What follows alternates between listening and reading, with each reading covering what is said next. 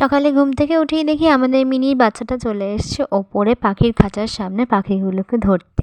তারপরে কিন্তু আমি ওকে তাড়িয়ে দিয়েছিলাম আর ও তারপরে চলে গেছিলো ছাদে। তারপর আবার ঘরে এসেছিলো ছোদ্দা ভাই, কিন্তু আবার ওকে বার করে দিয়েছে আর ও চলে গেছিলো ছাদে।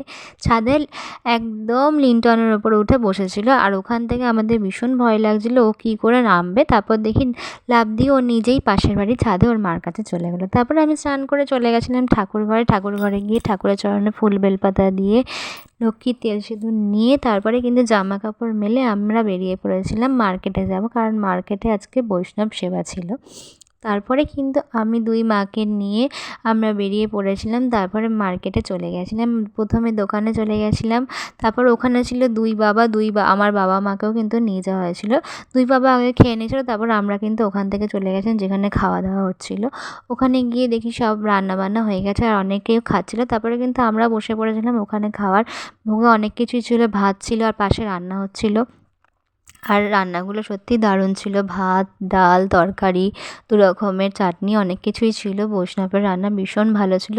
তারপরে কিন্তু ওখান থেকে এসে আমরা আবার ঠাকুর দেখতে চলে গেছিলাম আমাদের প্রভুদের। তারপরে কিন্তু ওখান থেকে তোজোকে দেওয়া হয়েছিল অনেকগুলো মালা, আর তোজো সেটা দেখে আবার গলায় নিজেই পরে নিয়েছিল। তারপর ওখান থেকে আমরা চলে গেছিলাম যেখানে কীর্তন হচ্ছিল, ওখানে অনেকক্ষণ বসে নাম শুনে তারপরে যে বেশ ভাল লাগছিলো ওখানে সবাই মিলে প্রণাম করে অনেকক্ষণ ধরে নাম শুনে তারপর তোজোকেও কিন্তু ওখানে প্রণাম করতে নিয়ে যাওয়া হয়েছিল। তারপরে কিন্তু আমাদের মার্কেটে যেটা সুন্দর সবথেকে দেখো, এটা কিন্তু গোপাল আর চৈতন্যকে তারপরে কিন্তু প্রণাম করে তারপর কালকে ভোগের জন্য দেখো কত চাল ডাল কত সবজি পড়েছে আমাদের মার্কেটে। তারপর কিন্তু আবার দোকানে এসে তারপরে আমাদের ঠাকুরকে প্রণাম করে তারপর কিন্তু চলে গেলাম বাড়িতে, আর বাবা চলে গেল। তারপরে কিন্তু মার সাথে আমরা একটু গল্প করছিলাম, তারপর মাও চলে গেল।